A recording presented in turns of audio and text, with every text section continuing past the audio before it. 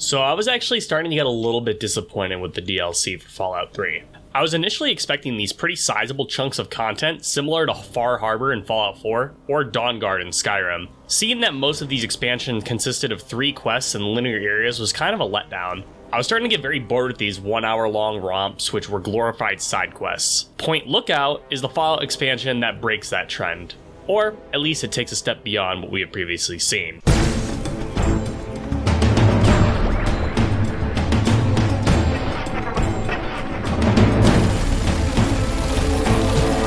Alright, so Point Lookout has us take a ferry to Maryland, in an area slightly removed from the nuclear bombs that has a bit more of a land lost to time sort of feeling. And let me get this right out of the way, Point Lookout is a great setting. The total map is only about 20% of the size of the Capital Wasteland, but the locations in the area are all incredibly unique and interesting. A mansion that towers over the hills, shacks lurking in the bayous, a lighthouse overlooking the coast, a seaside carnival, a rundown motel, an abandoned military base, the old church surrounded by a cult, half-sunken boats and submarines out in the waters. Fuck, there are so many cool locations inside such of a condensed area. After we arrive in Point Lookout, we head over to Calvert Mansion to assist a local ghoul by the name of Desmond. See, this Gomez Adams looking motherfucker is in the middle of the world's most over-the-top home invasion, and he enlists us to aid him. After taking out the invaders, Desmond informs us that this is the work of a tribe of people called the Tribals.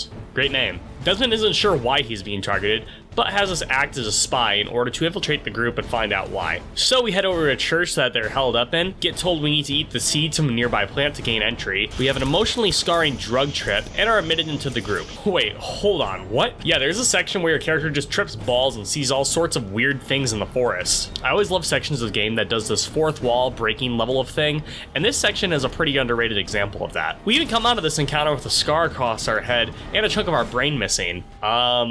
What the fuck? After being added to the Tribalists, we speak with one of their members, Nadine, who shares with us the location of Jackson, their tribe leader. We go over to Desmond to give him the news and... I'm not your daddy.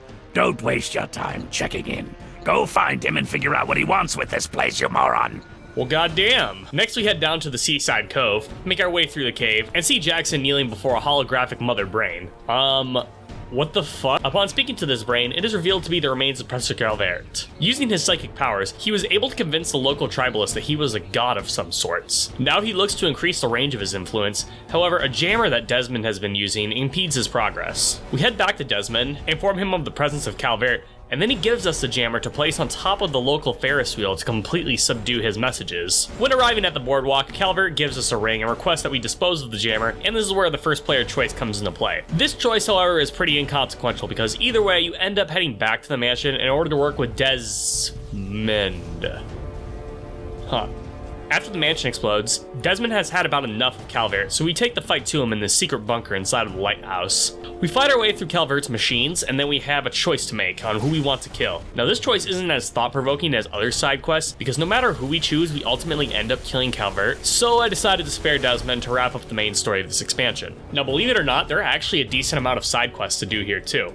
We help a local brew some whiskey, participate in an arena, collect some soil samples, but the 2 side quests that stand out to me the most are the Dark Heart of Blackhall and the Velvet Curtain. The Dark Heart of Blackhall has us attempt to track down what may or may not be the Necronomicon and return it to a local family. We also have the option of performing a ritual to destroy the item, but the absurdity and how dark this quest is really stands out to me. The other quest, the Velvet Curtain, sees us following the instructions of a Chinese spy from the old world and successfully carrying out the mission that he never could. This quest is awesome, with a unique mechanic relating to playing a voice recording from your inventory in front of a voice recognizer, inputting codes to blow up a submarine, and ultimately being betrayed by the Chinese government to make sure that the secret dies with the spy. I don't know what else to say. This expansion is easily the best I've played in Fallout 3. Hell, I would honestly say everything in this DLC was on par with what I experienced in the vanilla game. The main story provided an interesting fun romp between 2 charismatic characters that I think rivals anything we saw in base Fallout 3. The open world being more compact and having more interesting locations to explore, while also not being the linear hallways from past expansions,